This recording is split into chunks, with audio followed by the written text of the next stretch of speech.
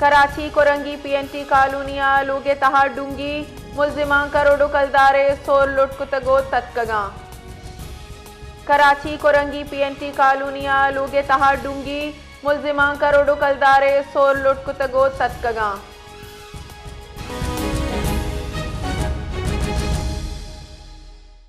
इस हवाले से मज़ीद तफसीलात जाने गए हयात बलोच से। जी हयात बलोच, बताइएगा कि कराची कोरंगी पीएनटी कॉलोनी में जो डकैती की वारदात पेश आई है, इस हवाले से क्या तफसीलात हैं?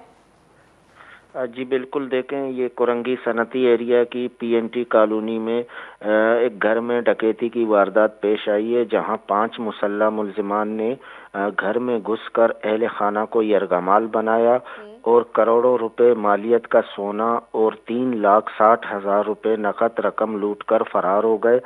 पुलिस का कहना है कि क्राइम सीन यूनिट ने जाए वक़ुआ से शवाहिद जमा कर लिए हैं, जबकि वाक़े की मज़ीद तहकीकात जारी है। जी, तफसीलात के लिए शुक्रिया हयात बलोच।